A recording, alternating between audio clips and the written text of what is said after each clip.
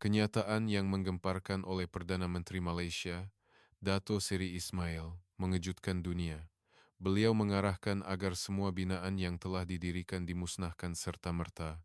Projek mega yang terkandas selama 6 tahun, Jambatan Selat Melaka, JSM, yang digelar Jambatan Maut kerana tiada kemajuan, kini diserahkan kepada satu entiti sahaja. Di tengah-tengah cuaca tropika yang melampau, kelembapan tinggi, dan ancaman hakisan marin yang ganas di Selat Melaka, tempat yang telah ditinggalkan oleh semua syarikat pembinaan global, hanya satu bayangan muncul. Syarikat Pembinaan Perdana, SPP, dari Malaysia sendiri. Mereka berjanji untuk membina ribuan tiang pancang di perairan yang sukar, mencabar peralatan jentera, bagi menyiapkan jambatan sepanjang 36,14 km. Dunia meragui, tetapi Perdana Menteri mengumumkan, inilah masa depan Malaysia dan syarikat pembinaan perdana yang menciptakannya. Jasa ini tidak akan kami lupakan. Apa yang berlaku di sebalik tabir? Sebelum kita mulakan, mohon luangkan sesaat untuk menekan butang suka. Ia adalah sokongan besar untuk penghasilan video ini.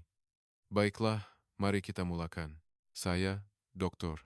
James Atherton, seorang fellow Institut Jurutera Awam di Raja Britain, telah 30 tahun mengkhususkan diri dalam penyelidikan struktur jambatan dan marin di persekitaran ekstrem global. Saya telah mengendalikan 12 projek di Timur Tengah. Namun, apabila kerajaan Malaysia menjemput saya pada 2017 untuk perundingan, saya tidak menduga ia akan menjadi pengalaman paling menggemparkan dalam hidup. Selat Melaka, khususnya perairan antara Muar dan Pulau Mahsuri Logistik, bukan perairan biasa. Terletak di persimpangan laluan kapal tersibuk, ia adalah salah satu persekitaran pembinaan paling mencabar. Ombak besar, lapisan lumpur laut yang sangat lembut dan dalam, serta tahap kemasinan yang tinggi, tetapi tidak setinggi Teluk Parsi, ditambah pula dengan monsun timur laut yang membawa ribut kencang. Peralatan industri akan berkarat dalam tempoh kurang dari setahun. Di perbatasan laut dan darat ini, di mana ribut tiba tanpa amaran dan jarak pandang jatuh di bawah 10 meter, semua projek terpaksa dihentikan. Yang lebih menyukarkan, hakisan yang kuat, hasil gabungan air laut masin dengan lumpur laut, bukan sahaja merosakkan keluli biasa, malah keluli aloi khas juga sukar bertahan. Dalam situasi inilah, idea untuk membina jambatan sepanjang 36 km di tengah laut dicetuskan. Kerajaan Malaysia berharap jambatan ini akan menghubungkan semenanjung ke pulau buatan yang baharu, menjadikannya projek pembangunan teras bagi ekonomi dan simbol negara. Namun, realiti jauh berbeza. Sejak dilancarkan pada 2011, syarikat pembinaan terkemuka global berundur satu demi satu. BTEC dari Amerika Syarikat mengumumkan pengunduran kerana peralatan pemasangan cerucuk marin tidak dapat menahan persekitaran. Kemudian, Baudet dari Prancis dan Hochtief dari Jerman turut berundur. Apabila saya sendiri menilai sebab mereka jelas pemasangan cerucuk marin hampir mustahil. Tanah dasar laut yang tidak stabil dan hakisan yang teruk menyebabkan kegagalan berulang kali. Pembinaan pulau buatan juga sukar. Konkrit retak sebelum sempat mengeras dengan sempurna akibat perbezaan suhu yang mendadak. Isu paling kritikal ialah tenaga kerja. Pekerja sukar bertahan lebih 2 jam di lapangan kerana suhu yang melebihi 40 derajat pada musim panas dan angin laut yang kuat merengsakan pernafasan. Media tempatan mula menggelarnya Projek Maut. 6 tahun berlalu, pada 2017, apabila saya tiba di tapak, ia kelihatan seperti tapak terbiar struktur. Sementara separuh siap telah berkarat. Peralatan yang ditinggalkan dipenuhi lumpur. Kerajaan Malaysia, dengan harapan terakhir, sekali lagi mengeluarkan tender. Dalam bilik mesyuarat perundingan, satu nama asing mula disebut. Syarikat Pembinaan Perdana, SPP. Sebuah syarikat bumi putera dari Malaysia. Sejujurnya, pada mulanya, saya juga ragu. Projek yang ditinggalkan oleh syarikat Gergasi Barat kini sanggup diambil oleh syarikat Asia. Suasana bilik mesyuarat suram. Seorang perunding bertanya, bolehkah syarikat Asia menyesuaikan diri dengan persekitaran ekstrem ini? Seorang lagi berkata, terlalu berisiko menyerahkan projek yang gagal selama 6 tahun kepada syarikat yang kurang pengalaman.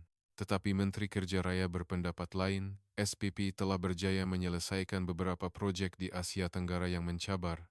Dan dalam keadaan sekarang, kita tiada pilihan lain.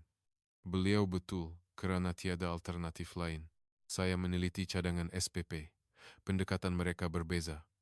Mereka tidak menonjolkan teknologi canggih atau peralatan tercanggih, tetapi mencadangkan kaedah untuk menyesuaikan diri dengan persekitaran. Yang paling mengagumkan ialah analisis mendalam mereka tentang keadaan tempatan.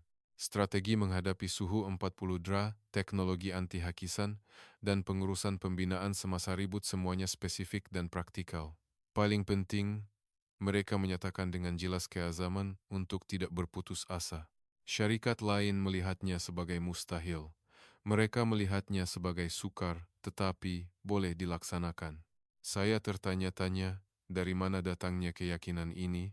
Pada September 2017, Kerajaan Malaysia memuktamadkan keputusan. Syarikat Pembinaan Perdana SPP disahkan sebagai kontraktor Jambatan Tunku Abdul Rahman dengan kontrak bernilai RM3.5 bilion dan tempoh 6 tahun. Selepas berita itu diumumkan, reaksi media tempatan terbahagi. Ada yang melihatnya sebagai harapan terakhir, ada yang melihatnya sebagai permulaan kegagalan sekali lagi. Rakyat Malaysia juga separuh percaya, separuh ragu kerana terlalu banyak kekecewaan. Tetapi perasaan saya berbeza sedikit. Saya memerhatikan pasukan SPP meninjau tapa, sudut pandangan mereka berbeza dari syarikat lain. Mereka kelihatan lebih fokus mencari penyelesaian daripada hanya mencari masalah.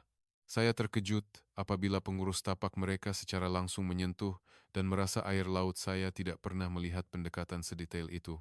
November 2017, pasukan Malaysia tiba di lapangan terbang antarabangsa Kuala Lumpur. Sejujurnya, agak mengecewakan. Mereka tidak seperti syarikat barat gergasi yang penuh glamor, dan peralatan mereka tidak banyak, tetapi pandangan mata mereka berbeza pandangan yang tidak tahu erti berputus asa. Malam itu, saya menulis dalam diari, adakah mereka benar-benar boleh menjayakan proyek yang gagal 6 tahun ini? Tidak pasti. Tetapi satu perkara yang pasti, mereka berbeza. Pada 15 Januari 2018, Majlis Pecah Tanah Jambatan Tunku Abdul Rahman diadakan. Di hadapan kerabat diraja dan menteri kerajaan, saya pertama kali melihat pasukan SPP. Kesan pertama, mereka kelihatan sangat sederhana. Tiada jentera berat berskala besar, tiada pameran mewah, hanya penyelia tapak memakai baju kerja biasa dan beberapa peralatan pembinaan asas. Reaksi media tempatan segera. Keesokan harinya, The New Straits Times mengeluarkan berita utama yang sinis, dan kandungan artikelnya tidak begitu baik. Yang lebih mengejutkan ialah reaksi industri pembinaan tempatan. Presiden Persatuan Kontraktor Malaysia menyatakan, sejujurnya, kami bimbang. Skala mereka kelihatan lebih kecil daripada syarikat yang gagal sebelum ini. Adakah mereka benar-benar boleh mengendalikan proyek sebesar ini? Pakar dari Emiria Arab Bersatu, UAE, juga mempunyai reaksi yang sama. Seorang pakar berkata kepada saya, James, Anda lihat sendiri, skala mereka terlalu kecil. Mereka tidak mempunyai peralatan canggih seperti syarikat Eropa atau Amerika, dan tenaga kerja mereka tidak mencukupi. Saya rasa mereka tidak akan bertahan lebih setahun. Sebenarnya, saya juga mempunyai perasaan yang sama. Pasukan SPP yang saya lihat di majelis itu agak daif. Pengurus tapak, Tuan Haji Azmi bin Rahmat, seorang lelaki berusia 40-an dengan kulit gelap, tidak memakai sut berjenama tetapi baju kerja lusuh. Dia cuba berkomunikasi dalam bahasa Inggris tanpa penterjemah, tetapi sebutannya sukar difahami, dan persembahannya kurang mahir. Namun, Azmi tidak berganjak apabila menghadapi cemuhan, malah dia kelihatan lebih fokus. Apabila ditanya mengenai jangkaan siap, dia menjawab dengan tegas, pasti siap sebelum 2024. Selepas majlis, media tempatan menerbitkan laporan negatif secara berturut-turut. Kolom bertajuk, harapan terakhir kita, hanya syarikat kecil Malaysia, paling mendapat perhatian. Penulis kolom itu menulis, mustahil dalam realiti untuk proyek yang ditinggalkan oleh syarikat gergasi Eropah selama 6 tahun, diselesaikan oleh syarikat bersaiz sederhana dari Malaysia. Ada kritikan yang lebih pedas. Berita harian mengeluarkan editorial, permulaan pembaziran wang, mempersoalkan mengapa kerajaan memberikan RM3,5 bilion kepada kontraktor yang tidak teruji. Kekayaan Timur Tengah dan pakar Barat terus mencemooh. Seorang pelabur dari Arab Saudi berkata kepada saya, "James, pengalaman saya memberitahu, pasukan sekecil itu pasti gagal. Mereka tidak tahu betapa ekstremnya persekitaran ini. Malah, penampilan pasukan SPP jauh berbeza. Syarikat seperti Betek dan Baudet tiba dengan puluhan jentera terkini dan ratusan pakar. Pasukan Malaysia hanya mempunyai jengkaut asas, beberapa kren, dan kira-kira 30 juru teknik dari Malaysia. Penginapan juga berbeza. Syarikat sebelum ini memilih hotel 5 bintang atau kem mewah, tetapi SPP membina asrama kontena sederhana. Penyaman udara dipasang pada tahap paling rendah, dan makanan disediakan sendiri. Orang tempatan berbisik, bagaimana mereka boleh menyiapkan proyek sebesar itu dengan hidup sebegitu berjimat. Media mencemooh. Berita Malam Radio Televisyen Malaysia, RTM, menumpukan pada peralatan kecil syarikat Malaysia, mempersoalkan, bolehkah mereka membina jambatan 36 kilometer dengan ini? Malah, sebilangan ahli parlimen mula mempersoalkan. Seorang ahli parlimen pembangkang menuntut siasatan segera di parlimen, mendakwa kerajaan terlalu tergesa-gesa memilih kontraktor yang tidak teruji. Tetapi yang peliknya, pasukan SPP tidak gentar. Sebaliknya, mereka kelihatan lebih fokus. Dari pagi hingga malam, mereka berada di tapak, bekerja tanpa cuti hujung minggu, menyusun pelan kerja. Persembahan Azmi sangat mengagumkan. Walaupun dicemu dan dikritik, dia bangun jam 5 pagi setiap hari untuk memeriksa tapak. Walaupun dalam suhu melebihi 40 derase, dia tidak menanggalkan baju kerjanya dan bekerja keras. Karena ingin tahu, saya melawat asrama mereka dan menyaksikan pemandangan yang mengejutkan. Di dalam kontena, juru teknik Malaysia membentangkan pelan reka bentuk dan berbincang dengan hangat. Jam menunjukkan pukul 11 malam. Azmi tersenyum kekok apabila melihat saya. "Maaf mengganggu sebegini lewat," saya bertanya. "Apa yang sibuk sangat malam-malam begini?" Dia menjawab, "Menyusun pelan kerja esok. Kami tidak boleh membuang sehari pun dalam proyek ini." Pada saat itu saya faham. Mereka tidak peduli dengan cemuhan, hanya fokus sepenuhnya pada kejayaan. Jika syarikat lain fokus pada persembahan dan publicity yang mewah, orang-orang ini hanya fokus pada kerja sebenar. Beberapa hari kemudian, saya berbual dengan seorang kontraktor tempatan. Dia berkata, "Orang Malaysia ini pelik. Orang asing lain pergi membeli belah atau ke kelab hujung minggu, tetapi mereka sentiasa berada di tapak, terlalu taksub." Tetapi saya mula berpikir sebaliknya. Kesederhanaan dan kejujuran mereka mungkin bukan sekadar perwatakan, tetapi sejenis falsafah, budaya yang menghargai practicality berbanding kemewahan, tindakan berbanding kata-kata. Ketika itulah saat penentu tiba. Pada akhir Februari, ketika cemuhan media memuncak, Azmi datang berjumpa saya. Dia kelihatan serius. "Dr. Atherton, bolehkah Anda percaya kepada kami?" Saya agak bingung. "Apa maksud Anda?" Dia menyambung, "Semua orang meragui kami, tetapi kami pasti akan berjaya. Kami hanya perlukan masa." Di matanya, saya melihat sesuatu yang istimewa. Ia bukan keyakinan atau keegoan, tetapi sesuatu yang lebih mendalam, seperti kepercayaan. "Bukan, kami boleh melakukannya, tetapi kami mesti melakukannya rasa misi." "Mengapa Anda begitu yakin?" saya bertanya. Dia berpikir sejenak, lalu menjawab, "Kami mempunyai pengalaman sebegini pengalaman untuk berjaya apabila orang lain menganggap ia mustahil. Malaysia, walaupun negara yang pelbagai, telah membuktikan kami boleh berdiri teguh. Walaupun kami negara kecil, kami telah berjaya membina proyek mega seperti KLCC dan menjadi peneraju dalam keuangan Islam global apabila dunia ragu-ragu. Walaupun menghadapi cabaran geopolitik dari kuasa-kuasa besar, kami berdiri teguh mempertahankan kedaulatan kami. Strategi ketahanan perdana inilah sebab kami tidak berundur. Lebih penting lagi, kami tiada alasan untuk berputus asa." Malam itu saya termenung panjang.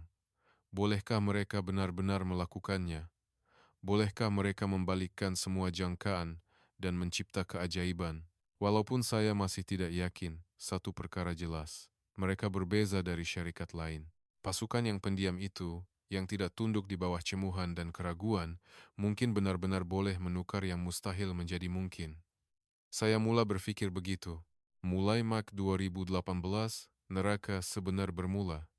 Cemuhan majelis pecah tanah hanyalah permulaan. Wajah sebenar Selat Melaka mula terdedah kepada pasukan Malaysia. Ujian pertama ialah haba. Menjelang pertengahan Mach, suhu melonjak. Jam 10 pagi, ia sudah melebihi 38 derai. Dan pada tengah hari, jauh melebihi 40 gerai. Peralatan logam terlalu panas untuk disentuh, dan bitumen di jalan raya boleh mencairkan tapak kasut. Pekerja tempatan mula berundur. Mereka kata cuaca, seperti ini mustahil untuk bekerja. Ada yang berhenti kerja, berselang-seli. Walaupun rakyat Malaysia sendiri mengelak kerja luar dalam keadaan panas sebegini, bagaimana orang asing merujuk kepada juru teknik boleh bertahan. Tetapi pasukan Malaysia bertindak balas secara berbeza. Azmi mengubah waktu kerja. Beliau memutuskan untuk bekerja dari jam 4 pagi hingga 10 pagi dan 6 petang hingga 10 malam. Jika tidak dapat mengelak haba, hidup bersama haba, katanya. Menjelang April, ujian yang lebih besar tiba. Ribut monsun yang kerap. Ribut besar pertama melanda sekitar jam 2 petang pada 15 April. Langit bertukar kuning gelap, dan dalam masa kurang dari 10 menit, dunia diselubungi pasir dan lumpur. Semua peralatan di tapak ditimbus. Masalahnya, ribut besar dan kecil berlaku 2 atau 3 kali seminggu. Setiap kali, pembersihan tapak dan pembaikan peralatan memakan masa sehari atau 2 hari. Tempo proyek terus tertangguh. Yang lebih serius, hakisan yang disebabkan oleh gabungan air laut masin, lumpur, dan haba tidak dapat dibayangkan. Keluli biasa mula berkarat dalam masa kurang dari 2 minggu. Jentera perlu dibongkar, dibersihkan, dan dipasang semula setiap bulan. Media tempatan tidak melepaskan peluang. Setiap hari mereka melaporkan dengan berita utama seperti bulan pertama syarikat Malaysia bergelut. The New Straits Times menyindir, ini baru permulaan musim kemarau, bagaimana keadaannya apabila Julai tiba? Menjelang Mei, keadaan menjadi lebih buruk. Suhu mencecah 40 derajat setiap hari, tenaga kerja tempatan berkurangan dari 200 orang kepada 50 orang, dan kebanyakan mereka hanya bekerja separuh hari. Jika begini terus, hanya tinggal orang Malaysia merujuk kepada pasukan sahaja yang akan tinggal, kata seorang kontraktor tempatan kepada saya. Syarikat asing lain juga begitu. Akhirnya hanya juru teknik asing yang terseksa, kemudian mereka berputus asa. Serangan media semakin ganas. Berita harian menerbitkan tajuk utama, SPP menghadapi risiko gangguan. Terdapat juga kabar angin di kalangan kerajaan bahwa Timbalan Menteri Kerja Raya mengatakan proyek itu perlu dikaji semula. Namun, yang peliknya, pasukan Malaysia tidak berganjak. Sebaliknya, mereka menjadi lebih bersatu. Setiap kali pekerja tempatan berundur, juru teknik Malaysia akan mengisi kekosongan. Juru teknik melakukan kerja jengkaut dan pengurus mengendalikan peralatan. Azmi sangat mengagumkan. Walaupun dalam suhu 45 derajat yang teruk, dia kekal di tapak, minum lebih 20 liter air sehari. Menyerah berarti tamat. Bertahan. Ada jalan, katanya. Menjelang Jun, musim panas sebenar bermula. Suhu mencecah 48 derajat Celcius setiap hari. Kebiasaannya, semua pembinaan akan terhenti. Tetapi SPP meneruskan kerja. Kaedah mereka unik. Mereka berehat sepenuhnya pada siang hari dan bekerja dari jam 10 malam hingga 4 pagi. Mereka memasang lampu dan mewujudkan sistem kerja malam. Daripada melawan persekitaran, mereka bekerja mengikut persekitaran. Azmi menjelaskan. Tetapi media mengkritik ini juga melaporkan bahwa kerja malam meningkatkan risiko keselamatan. Menjelang akhir Julai, keadaan memuncak. Haba 48 derajat yang berterusan menyebabkan pekerja tempatan terakhir berundur. Sekarang, hanya tinggal pasukan Malaysia. 30 orang juru teknik Malaysia perlu membina jambatan 36 km.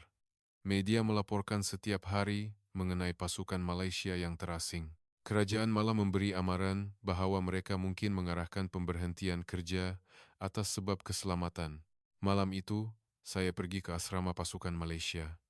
Kontena itu sangat panas, tetapi mereka masih membincangkan pelan reka bentuk. Mereka letih, tetapi di mata mereka tiada tanda menyerah. Adakah Anda benar-benar akan teruskan? Saya bertanya kepada Azmi. Dia mengangguk. Mesti, tiada pilihan. Mengapa begitu? Dia berfikir sejenak, lalu menjawab, Dokter, Atherton, jika kami berputus asa di sini, adakah syarikat Malaysia lain akan mencoba lagi selepas ini? Jika kami gagal kali ini, peluang terakhir industri pembinaan Malaysia untuk diiktiraf di pentas dunia akan hilang. Seorang juru teknik muda menambah, bagi kami, ini bukan hanya tentang wang, ini tentang maruah Malaysia. Kami adalah negara kecil, sering menghadapi tekanan diplomatik dan pengasingan, tetapi kami terus hidup. Kami membuktikan kami mampu dengan teknologi. Jika kami berputus asa di sini, Malaysia akan dikenali sebagai negara yang kecil dan lemah. Mendengar kata-katanya, saya faham. Bagi mereka, proyek ini adalah pertarungan kewujudan. Ketika saya meninggalkan kontena, saya hilang kata-kata. Bolehkah mereka benar-benar menembusi situasi terdesak ini? Bolehkah 30 orang menakluki 36 kilometer laut? Dalam keadaan terasing, tanpa bantuan, dan tanpa harapan, pasukan Malaysia mencari satu-satunya jalan keluar.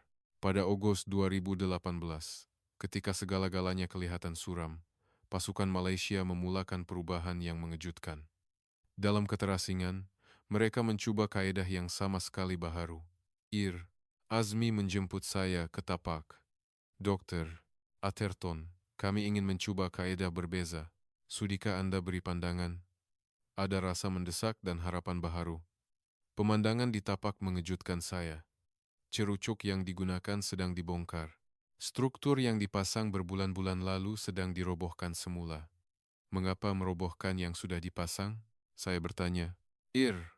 Azmi menjelaskan bahwa kaedah cerucuk sedia ada tidak berfungsi.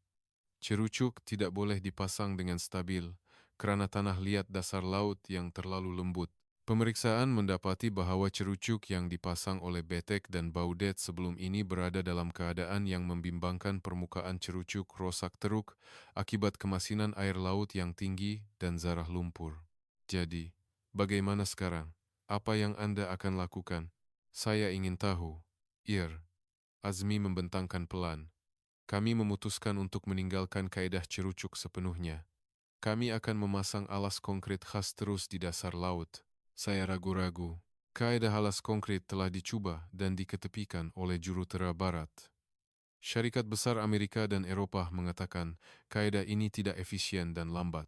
Mereka tidak mengesyorkan kaedah ini, kata juru teknik pasukan Malaysia. Tetapi selepas kami mengira, kami mendapati ia mungkin kaedah terpantas dan paling sesuai dalam persekitaran ini. Dalam pendekatan mereka, kaedah cerucuk tradisional memerlukan tiang dicerucuk jauh ke dasar laut, satu proses yang terdedah kepada persekitaran masin dan berlumpur untuk tempoh yang lama. Sebaliknya, teknik alas konkrit melibatkan penempatan blok konkrit di permukaan dasar laut, menggunakan beratnya sendiri untuk menstabilkan struktur. Kuncinya ialah bahan konkrit. Azmi mengakui konkrit biasa tidak dapat menahan kemasinan yang begitu tinggi. Mereka perlu membangunkan konkrit khas yang tahan hakisan. Disinilah pasukan Malaysia memulakan inovasi substantif. Mereka bekerja sama dengan Institut Penyelidikan di Kuala Lumpur melalui persidangan video 24 jam untuk membangunkan konkrit khas yang tahan kakisan. Walaupun Malaysia kecil, Institut Penyelidikan di Lembah Klang dan Cyberjaya mempunyai kemudahan penyelidikan bertaraf dunia yang membolehkan kejayaan dalam inovasi bahan. Fokus penyelidikan adalah untuk mencampurkan bahan tambahan khas ke dalam konkrit sedia ada untuk menyekat penembusan garam sambil meningkatkan kekuatan.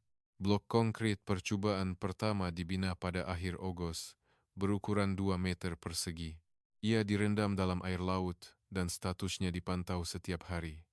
Media tempatan sekali lagi mencemuh. The New Straits Times melaporkan, pasukan Malaysia melakukan eksperimen pelik mendakwa syarikat lain menggunakan teknologi terbukti canggih, manakala Malaysia berterusan mencuba kaedah lama. Namun 2 minggu kemudian, hasil pertama keluar mengejutkan. Konkrit biasa telah retak di permukaan, tetapi konkrit khas yang dibangunkan oleh pasukan Malaysia kekal utuh. Bagaimana mungkin? Saya terkejut. Azmi menjelaskan bahwa dengan melaraskan nisbah bahan tambahan, mereka bukan sahaja menyekat kemasukan garam ke dalam konkrit, tetapi juga meningkatkan kekerasan permukaan sebanyak lebih 30%. Hasil sebulan kemudian lebih menakjubkan. Keluli khas premium yang digunakan oleh syarikat lain sudah berkarat teruk, tetapi konkrit pasukan Malaysia masih seperti baharu, malah kekuatannya lebih tinggi. Mereka menjelaskan bahwa bahan tambahan khas itu bertindak balas secara kimia dengan garam, menguatkan konkrit. Ini adalah penemuan yang sama sekali baharu. Menjelang September, pasukan Malaysia secara rasmi memulakan pemasangan alas konkrit. Alas konkrit pertama adalah blok raksasa berdiameter 3 meter. Ketepatan adalah penting, walaupun penyimpangan sekecil 1 cm boleh menyebabkan keseluruhan jambatan bergoyang pada masa hadapan. Mereka menggunakan GPS dan sonar dasar laut untuk menentukan lokasi dengan tepat dan pemasangan dijalankan. Penyimpangan alas konkrit pertama adalah dalam milimeter. Ketepatan ini adalah 10 kali ganda lebih tinggi daripada piawaian antara bangsa. Selepas alas konkrit pertama berjaya dipasang, suasana tempatan mula berubah. Persatuan Kontraktor Malaysia menghantar juru teknik untuk memeriksa dan mengesahkan ini sememangnya teknologi baharu. Kualiti konkrit sangat baik dan ketepatan pemasangan tidak dapat dicela. Menjelang Oktober, alas konkrit kedua dan ketiga berjaya dipasang. Suasana berubah sepenuhnya. Masa pemasangan alas konkrit semakin singkat dan ketepatan terus meningkat. Pada mulanya sukar untuk memasang 1 alas sehari. Kini mereka boleh menyiapkan 2 alas. Yang lebih menakjubkan, penjimatan kos. Berbanding kaedah cerucuk tradisional, kos bahan dikurangkan dan tempoh proyek dipendekkan. Paling penting, hampir tiada penyelenggaraan diperlukan. Ini benar-benar inovatif, saya kagum. Azmi ketawa. Bukan inovasi, Dr. Atherton, tetapi mencari teknologi yang sesuai untuk persekitaran. Teknologi tercanggih bukan semestinya yang paling sesuai. Pada ketika itu saya faham, pasukan Malaysia tidak cuba melawan persekitaran, tetapi membangunkan teknologi untuk bekerja seiring dengan persekitaran. Jika syarikat Barat cuba menggunakan teknologi sedia ada, pasukan Malaysia mencipta penyelesaian yang dioptimumkan untuk persekitaran unik ini. Menjelang November, sikap media tempatan mula berubah. The New Straits Times menerbitkan laporan positif bertajuk Inovasi Teknologi Pasukan Malaysia, menilai bahwa teknologi yang pada mulanya kelihatan ketinggalan zaman, ternyata adalah inovasi yang dioptimumkan untuk persekitaran tempatan. Pada akhir Desember, saya sendiri meninjau seksyen jambatan pertama yang telah siap, blok konkrit di laut tersusun rapi, dan struktur jambatan dipasang dengan kukuh di atasnya. Sungguh menakjubkan, saya memuji dengan tulus. Azmi kelihatan gembira. Ini baru permulaan, perjalanan masih jauh, tetapi saya yakin kami akan mencapai matlamat. Mac 2019 akhirnya tiba saat penting. Selepas setahun bekerja, pasukan Malaysia mengumumkan siapnya pulau buatan manusia pertama. Saya bergegas ke tapak Siawal jam 5 pagi, tidak mau ketinggalan saat bersejarah ini. Di tengah Selat Melaka, 15 kilometer dari pantai, terdapat sebuah struktur gergasi yang berdiri tegak. Setahun yang lalu, ia hanyalah laut kosong. Sekarang, sebuah pulau benar-benar muncul. Apa pandangan Dr. Atherton? Azmi bertanya dengan bangga. Sebuah pulau buatan gergasi, 300 meter panjang dan 200 meter lebar, terapung di laut, dalam bentuk segi empat tepat yang sempurna. Adakah ini benar-benar mungkin? Saya hairan. Dari jauh ia kelihatan seperti pulau semula jadi, tetapi dari dekat ia adalah struktur buatan manusia yang dibina dengan teliti. Permukaannya rata, dan tepinya diletakkan dalam garis lurus yang sempurna. Mendarat di pulau itu, pemandangan itu lebih mengejutkan. Ia bukan sekadar penambakan laut, tetapi pangkalan operasi yang lengkap. Sebuah kren besar dipasang di tengah, dan kemudahan rehat untuk pekerja ditempatkan di satu sisi. Ini bukan sekadar pulau, jelas seorang juru teknik. Ia direka sebagai pusat kawalan untuk keseluruhan proyek. Semua operasi fasa seterusnya akan diselaraskan dari sini. Memang betul, pulau itu dilengkapi dengan kamera pengawasan, peralatan komunikasi, dan jentera pembinaan automatik yang disusun rapi. Malah ada pad pendaratan helikopter kecil. Ini bukan pulau, tetapi sebuah bandar mini di laut. Yang paling mengagumkan ialah ketepatannya. Pengukuran GPS menunjukkan penyimpangan kurang dari 1 cm dari lokasi yang dirancang. Ketepatan sebegini amat diperlukan dalam proyek jambatan sepanjang 36 km. Bagaimana Anda mencapai ketepatan sebegini? Saya bertanya. Azmi menjelaskan penggunaan acuan khas semasa menuang konkrit dan pembangunan sistem pelarasan otomatik yang disambungkan ke koordinat GPS untuk membetulkan kedudukan secara masa nyata. Saya mengagumi ketelitian pasukan Malaysia, kanopi pelindung matahari, bekalan air minuman, dan bilik rawatan perubatan semuanya disediakan. Keprihatinan terhadap pekerja yang beroperasi dalam suhu melebihi 40 gras terpancar dalam setiap perincian. Sekitar jam 10 pagi, pekerja tempatan mula tiba. Pekerja yang telah pergi berbulan-bulan lalu kembali seorang demi seorang. Apabila mereka melihat pulau itu benar-benar muncul di laut, mereka terkejut. Sungguh hebat, kata seorang kontraktor tempatan. Ini kali pertama saya lihat orang Malaysia, SPP, benar-benar membina daratan di laut. Saat yang paling menyentuh hati adalah sekitar jam 2 petang. Semua pekerja berkumpul di pulau itu untuk meraihkan penyiapan. 30 orang juru teknik Malaysia dan 80 orang pekerja tempatan bertepuk tangan bersama. Sorakan bergema di atas laut, membuatkan saya meremang. Azmi memberikan ucapan ringkas. Saudara-saudara, kita telah berjaya. Ini baru permulaan. Kita akan membina lebih banyak pulau seperti ini untuk menghubungkan keseluruhan 36 km. Selepas penterjemahan, pekerja tempatan bersorak. Petang itu, media tempatan berpusu-pusu. Wartawan yang selama ini mencemuh pasukan Malaysia terdiam melihat pulau buatan itu. Seorang wartawan The New Straits Times berbisik, "Ini benar-benar sukar dipercayai." Laporan berita malam berubah sepenuhnya. TV3 menyiarkan berita utama, permulaan keajaiban, pulau di laut. Juru bahasa berita mengatakan mustahil telah menjadi realiti perubahan 180 darjah dari cemuhan setahun yang lalu. Yang lebih mengejutkan ialah reaksi orang awam. Di Bandar Muar, frasa "bolehkah mereka buat" menjadi kata-kata populer. Di kedai kopi dan restoran, gambar pulau buatan menjadi topik hangat. Rakyat mula teruja dan datang melawat tapak. Saya kini mempunyai sedikit harapan, kata Presiden Persatuan Kontraktor Malaysia selepas lawatan. Pada mulanya saya sangat ragu, tetapi melihat hasil ini, saya terpaksa mengakui pasukan Malaysia mempunyai sesuatu yang istimewa. Sikap pegawai kerajaan juga berubah. Menteri Kerja Raya sendiri melawat dan menyatakan secara rasmi, jika standar ini dikekalkan, proyek ini pasti akan berjaya.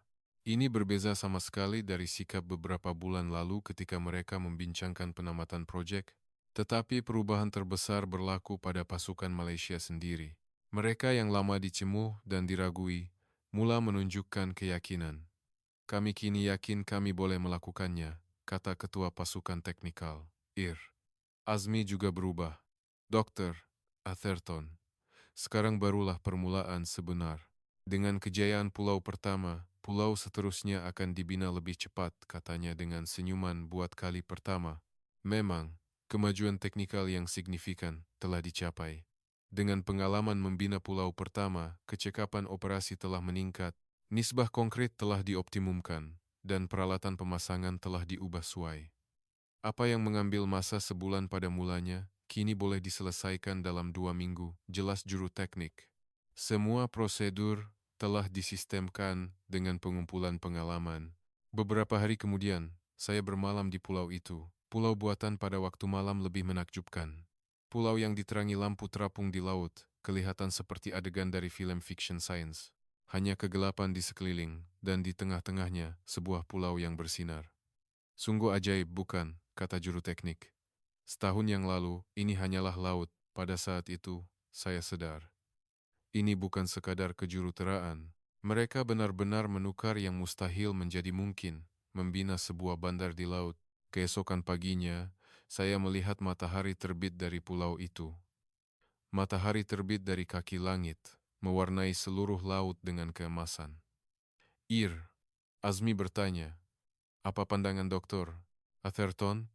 Saya menjawab dengan jujur, "Mulai sekarang, pintu kemungkinan telah dibuka. Anda sememangnya boleh menyiapkan keseluruhan 36 kilometer."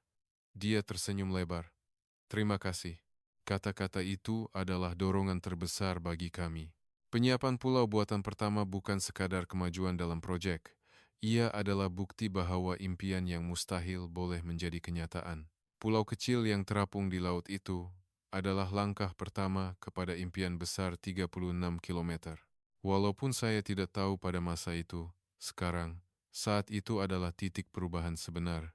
Pada 15 April 2020, jam 3 petang, saya menerima panggilan telepon yang paling mengejutkan dalam hidup saya.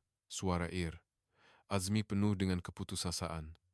"Dr. Atherton, ada bencana. Pontun telah karam." Saya segera bergegas ke tapak. Pemandangan ketika saya tiba sangat mengerikan. Pontun besar terapung terbalik. Peralatan dan bahan berselerak di sekelilingnya. Peralatan teras yang dikumpul selama berbulan-bulan telah tenggelam ke dasar laut. Apa yang berlaku? Saya bertanya dengan cemas. Pengurus tapak menjelaskan dengan suara bergetar. "Petang ini, ketika mengangkut jentera berat dan lori konkrit, angin tiba-tiba bertambah kuat. Pontun hilang keseimbangan. Situasinya sangat serius. Pontun yang karam itu membawa 2 kren menara T-5000 bernilai Rm30 juta setiap satu. Selain itu, bahan teras untuk 3 bulan akan datang, termasuk keluli khas anti karat dan komponen yang diubah sesuai untuk persekitaran tempatan, semuanya berada di dalamnya. Jumlah kerugian melebihi Rm100 juta. Lebih serius lagi, peralatan ini adalah peralatan khas yang tidak boleh diganti. Pesanan baharu akan mengambil masa sekurang-kurangnya setahun. Adakah ini benar-benar berakhir? Seorang juru teknik bertanya dengan putus asa. Suasana di tapak menjadi suram serta-merta. Semua pencapaian yang terkumpul menghadapi risiko runtuh, hilang sekelip mata, wajah Azmi pucat. 3 bulan jadwal proyek telah musnah sepenuhnya. Kami tidak mungkin dapat menyiapkan 5 section seperti yang dirancang tahun ini. Berita itu tersebar dengan cepat. Malam itu, berita tempatan melaporkan kemalangan besar itu. Tajuk utama, bencana syarikat Malaysia. Gangguan proyek tidak dapat dielakkan. Imej pontun karam dimainkan berulang kali. Keesokan paginya, serangan media bermula. The New Straits Times mempunyai tajuk utama, "Kegagalan Malaysia diisytiharkan," dengan artikel yang lebih pedas. Hasil yang ditunjukkan selama 2 tahun musnah dalam sekelip mata. Syarikat antarabangsa lain tidak akan masuk. Berita harian lebih terus terang, menerbitkan editorial kesudahan yang telah dijangka. Sejak awal, mendakwa tidak kira betapa kuat teknologinya. Kemalangan sebegini boleh berlaku bila-bila. Masa dalam persekitaran ekstrem ini, dan pasukan Malaysia tidak terkecuali. Radio tempatan juga menerbitkan laporan negatif secara berterusan, menghasilkan dokumentari khas, mengimbau kegagalan, mengulang semula cemuhan 2 tahun lalu, dan menganalisis bahwa kebimbangan mereka benar-benar berlaku. Yang lebih mengejutkan ialah reaksi politik. Ahli Parlimen Pembangkang menuntut siasatan Parlimen segera, berhujah bahwa proyek itu tidak seharusnya diteruskan dan kontrak mesti ditamatkan untuk meminimumkan kerugian. Malah dalam parti pemerintah, suara-suara kritikan mula muncul. Seorang ahli parlimen berkata kerajaan terlalu tergesa-gesa dalam membuat keputusan dan proyek itu mesti dikaji semula untuk mengelakkan pembaziran wang rakyat. Persatuan Kontraktor Malaysia mengeluarkan kenyataan rasmi mendakwa kemalangan itu disebabkan oleh pengurusan keselamatan yang lemah dan memerlukan penilaian semula proyek secara menyeluruh. Presiden Persatuan berkata dalam sidang media, realitinya, proyek ini kelihatan sukar untuk disiapkan. Media antarabangsa juga mula memberi perhatian. Majalah profesional pembinaan Timur Tengah menerbitkan artikel khas mengenai keruntuhan proyek Malaysia. Mendakwa cabaran Malaysia nampaknya telah gagal dan penilaian yang tinggi itu sekali lagi menunjukkan betapa kerasnya persekitaran di rantau ini. Reaksi dalam industri pembinaan Arab Saudi adalah seperti yang dijangka. Seorang pakar berkata, "Tidak kira betapa canggih teknologinya, jika tiada nasib, ia sia-sia." Yang paling mengejutkan ialah reaksi ibu pejabat SPP. Terdapat kabar angin bahwa pengurusan tertinggi SPP mengadakan mesyuarat video tergempar dan maklumat dalaman bocor bahwa mereka serius mempertimbangkan untuk menghentikan proyek itu. Kabar angin bahwa ibu pejabat mungkin mengeluarkan arahan untuk berundur tersebar di tapak juru teknik Malaysia diselubungi kebimbangan. Adakah ini benar-benar akan berakhir? Mereka bimbang. Pekerja tempatan juga mula goyah. Pekerja yang telah kembali mula pergi lagi kerana kebimbangan bahwa syarikat itu akan berputus asa di tengah jalan seperti syarikat lain. Tenaga kerja tempatan yang telah mencetak 200 orang jatuh kepada 100 dalam masa seminggu. Pada akhir April, saya berjumpa Azmi. Keadaannya sangat teruk. Tekanan 2 tahun dan kesan kemalangan itu menyebabkan dia kelihatan letih. Dia telah kehilangan lebih 10 kilogram berat badan. Pasti sukar, saya berkata. Dia mengangguk. Sejujurnya, saya rasa ini adalah penghujungnya. Tekanan untuk berputus asa dari ibu pejabat juga semakin kuat. Jadi, adakah Anda akan berundur? Dia berdiam diri lama.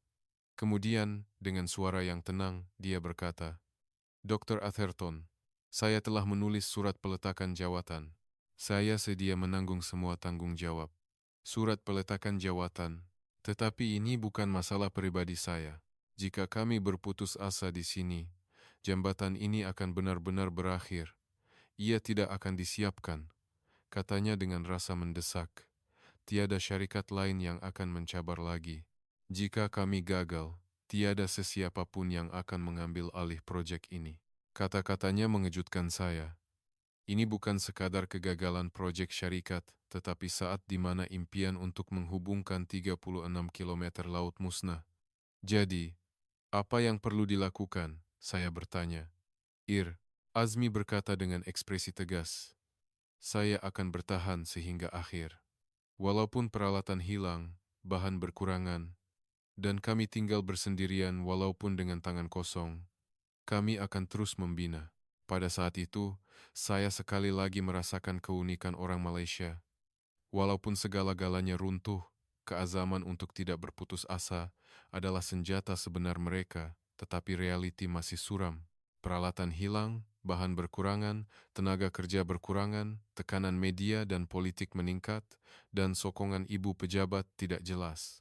Malam itu, saya menulis dalam diari, bolehkah mereka mengatasi keputusasaan ini? Bolehkah orang yang telah kehilangan segalanya terus berjuang? Hanya tenaga kerja yang tinggal di tapak itu. Tetapi keazaman mereka lebih kuat daripada mana-mana ribut. Mei 2020. Apabila segala-galanya kelihatan suram, sesuatu yang ajaib mula berlaku. Keikhlasan Azmi mula menyentuh orang ramai. Ia bermula pada 3 Mei.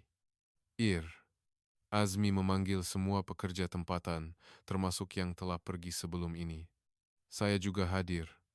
Ekspresinya berbeza dari biasa. "Saya akan jujur dengan Anda semua, Azmi berkata melalui penterjemah. "Kami berada dalam masalah sebenar. Peralatan hilang, dana berkurangan, dan ibu pejabat sedang mempertimbangkan untuk berputus asa." Wajah pekerja tempatan bertukar gelap. Sudah pasti mereka akan berundur seperti syarikat asing lain. Ramalan itu seolah-olah akan menjadi kenyataan.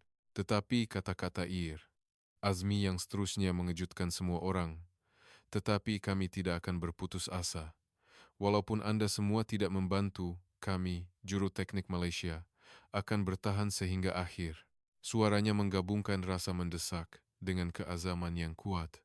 Seorang pekerja tempatan mengangkat tangan. "Adakah Anda benar-benar akan teruskan tiada peralatan pun, Azmi mengangguk. "Ya, walaupun dengan tangan kosong, kami akan menyiapkan jambatan ini. Ini bukan hanya proyek kami, ini adalah masa depan Malaysia." Pada saat itu, sesuatu yang menakjubkan berlaku. Ahmad, pekerja tempatan pertama yang meninggalkan syarikat itu, berdiri, Saya juga akan menyertai. Saya telah melihat betapa gigihnya rakan-rakan Malaysia berusaha selama 2 tahun ini. Saya tidak boleh membiarkan Anda bersendirian. Ini mencetuskan tindak balas dari pekerja lain. Saya kembali. Kami juga akan bertahan hingga akhir. Suasana berubah sepenuhnya. Yang paling menyentuh hati ialah kata-kata seorang juru teknik kanan tempatan. Pada mulanya, saya tidak percaya kepada orang Malaysia, tetapi Azmi dan Anda semua berbeza dari orang asing lain. Anda sanggup bertanggung jawab sehingga akhir. Hari itu, daripada 150 pekerja yang telah pergi, 120 orang menyatakan hasrat untuk kembali. Ada yang berkata, kami tidak bekerja untuk uang lagi. Kami hanya mahu melihat jambatan ini siap. Yang lebih mengejutkan, beberapa hari kemudian, Tentera Laut Diraja Malaysia, TLDM, menghubungi secara sukarela. Mereka menawarkan sokongan pengangkutan peralatan menggunakan kapal ponton tentera jika diperlukan. Azmi tidak percaya. Mengapa Anda membantu? Pegawai TLDM menjawab, sejujurnya, pada mulanya kami ragu, tetapi melihat kegigihan Anda, kami tersentuh. Ini adalah proyek negara kami. Kami tidak boleh membiarkan orang luar bersusah payah sendirian. Dengan sokongan TLDM, situasi berubah drastik. Kapal pontun tentera lebih selamat daripada pontun awam dan dikendalikan oleh kru tentera laut yang berpengalaman. Risiko kemalangan pengangkutan peralatan berkurangan dengan ketara. Sikap kerajaan juga mula berubah. Menteri Kerja Raya melawat tapak menyatakan proyek yang mendapat sokongan rakyat dan pekerja tempatan tidak boleh ditinggalkan oleh kerajaan. Beliau berjanji untuk memberikan sokongan penuh. Nada media juga berubah. The New Straits Times menerbitkan laporan mengenai kerjasama menarik pasukan Malaysia dan pekerja tempatan surat khabar yang sama yang meramalkan kegagalan beberapa hari yang lalu. Radio tempatan mula membuat dokumentari khas manusia yang tidak berputus asa mendokumentasikan kerjasama antara pasukan Malaysia dan pekerja tempatan. Ia mendapat rating tontonan melebihi 30%, mencetuskan perbincangan hangat. Perubahan terbesar berlaku pada suasana di tapak. Sebelum ini, pasukan Malaysia dan pekerja tempatan bekerja secara berasingan. Kini, mereka benar-benar bersatu. Walaupun bahasa yang berbeza, hati mereka bersatu. Dr. Atherton, sekarang ini bukan lagi proyek Malaysia. Ini proyek kita semua, kata pekerja Ahmad kepada saya. Ya, kerjasama antara bangsa sebenar telah bermula. Pasukan Malaysia, yang sebelum ini coba menyelesaikan segala-galanya sendiri, kini menyelesaikan masalah bersama-sama dengan orang tempatan. Azmi mengadakan mesyuarat pagi setiap hari dengan juru teknik tempatan dan mengambil kira cadangan mereka. Gabungan teknologi Malaysia dengan pengalaman tempatan menghasilkan sinergi. Sebenarnya, idea yang dicadangkan oleh orang tempatan sangat membantu, kata juru teknik Malaysia. Contohnya, strategi menghadapi ribut monsun yang mustahil tanpa pengalaman tempatan. Pada akhir Mei, peralatan baharu mula tiba. Kali ini, ia diangkut dengan selamat oleh kapal pontun tentera. Tetapi yang lebih penting, pekerja yang bekerja sama telah kembali. Pemandangan ketika pemasangan peralatan baharu pertama bermula sangat menyentuh hati.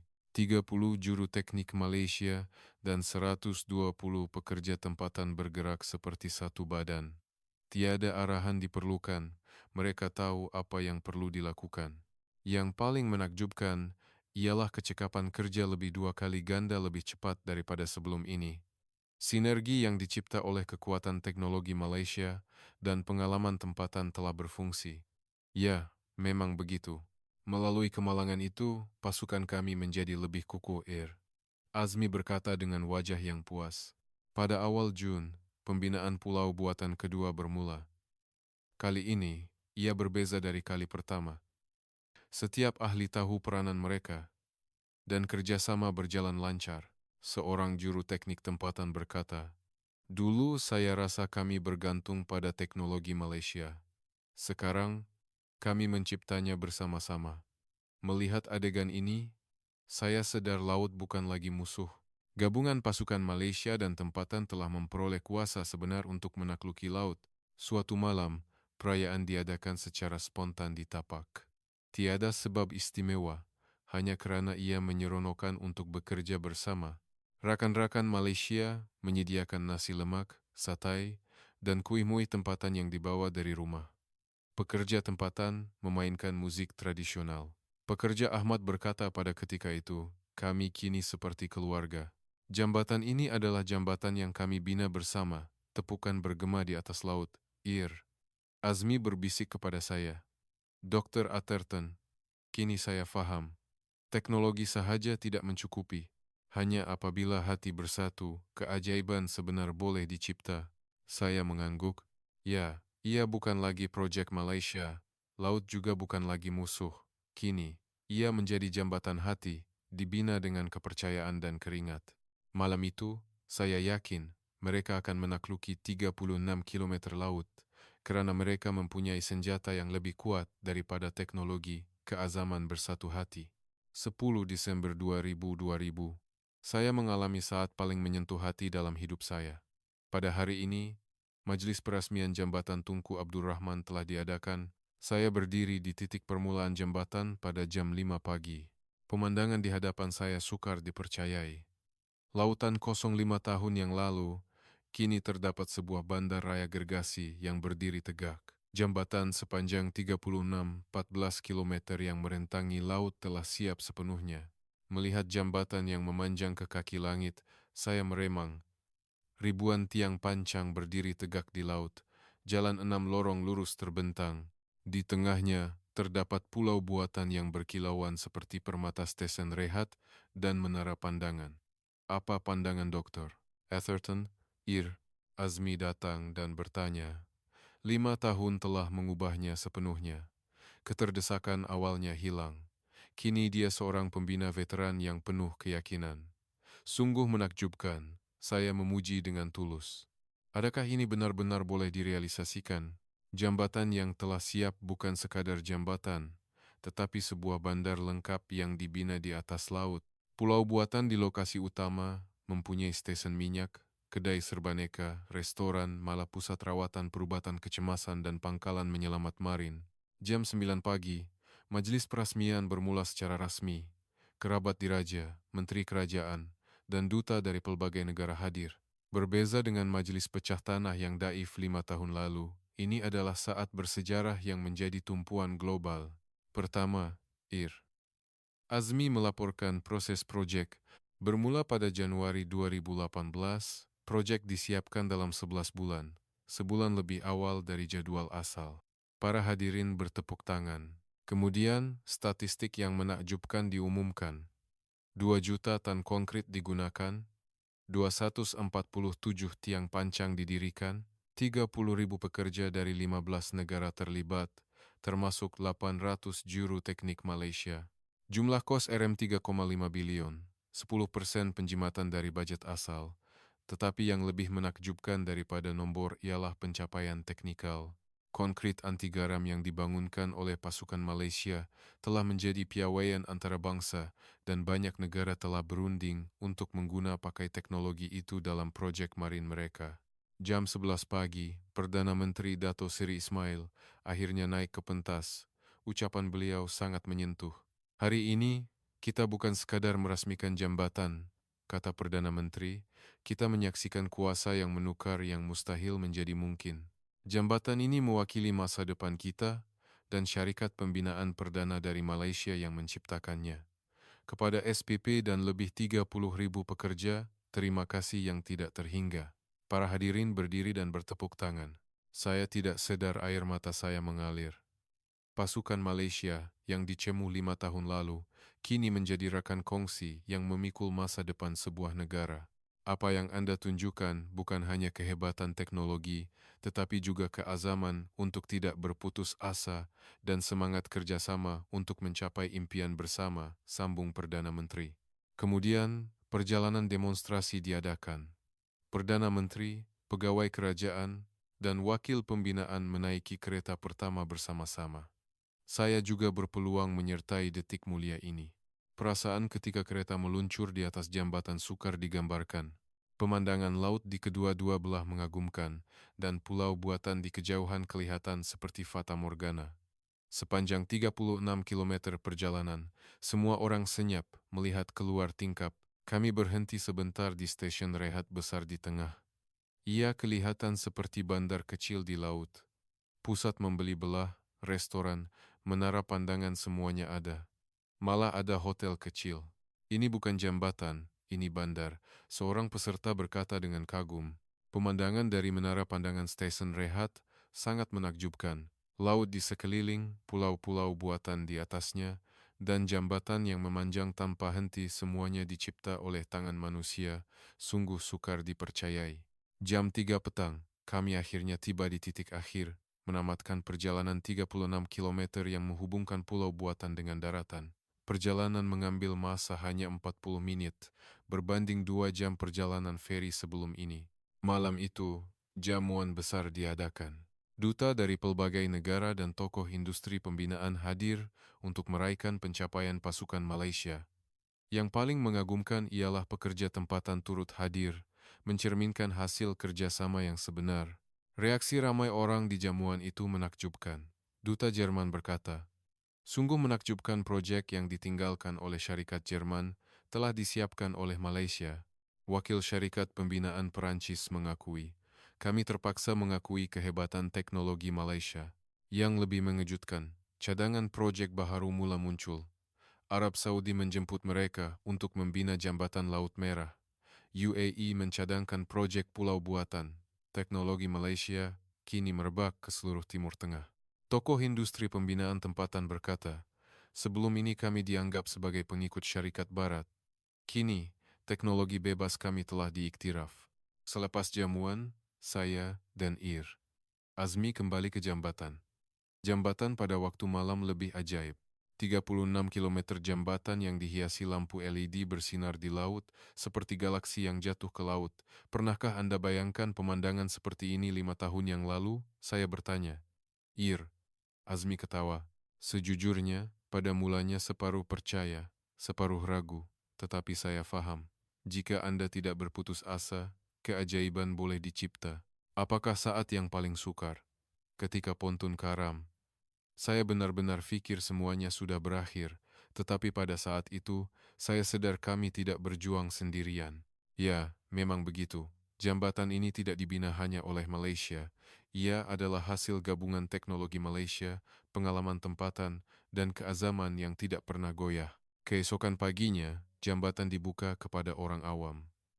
Melihat kendaraan awam pertama melintasi jambatan, saya sangat tersentuh.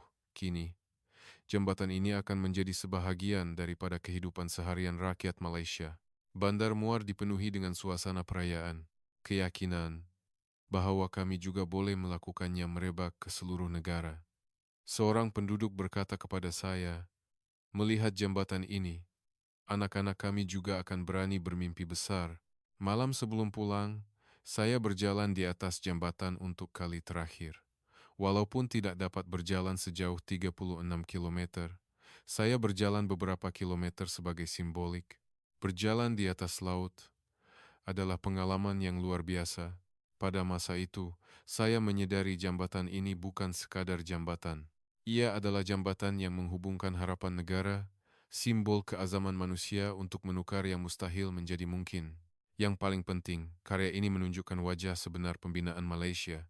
Bukan teknologi yang mewah atau modal besar, tetapi bukti bahwa hati yang tidak berputus asa dan kerjasama bersama adalah kuasa sebenar. Jambatan Tunku Abdul Rahman mengandungi cabaran dan kejayaan 5 tahun, serta keajaiban yang menukar yang mustahil menjadi mungkin. Ini bukan sekadar jambatan, ini adalah kisah Malaysia. Epilog.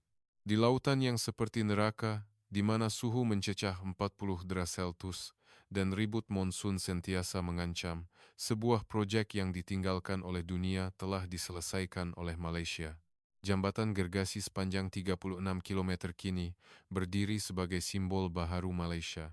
Kami bermula dengan teknologi, tetapi kami menyelesaikannya dengan hati. Jambatan ini yang memisahkan laut dan darat bukan sekadar struktur, tetapi kristalisasi kepercayaan, semangat, dan keazaman yang tidak pernah menyerah. Syarikat Pembinaan Perdana, atas nama Malaysia, telah membina masa depan di tengah pentas dunia. Seperti yang disaksikan oleh Dr. James Atherton, ini bukan sekadar jambatan. Ini adalah semangat Malaysia yang menukar yang mustahil menjadi mungkin. Negara kecil ini, yang melalui pelbagai cabaran tetapi terus berkembang, membuktikan kewujudannya melalui teknologi dan kejuruteraan kepada dunia. Seperti strategi ketahanan perdana yang melindungi negara, kini teknologi pembinaan Malaysia telah menjadi perisai lain yang diiktiraf oleh dunia. Hari ini, ramai orang melintasi jambatan ini, membawa harapan baharu, dan permulaan harapan itu akan sentiasa menjadi Malaysia. Inilah wajah sebenar Malaysia yang kami banggakan. Jika Anda menyukai kisah ini, langganan dan suka Anda sangat membantu penghasilan video.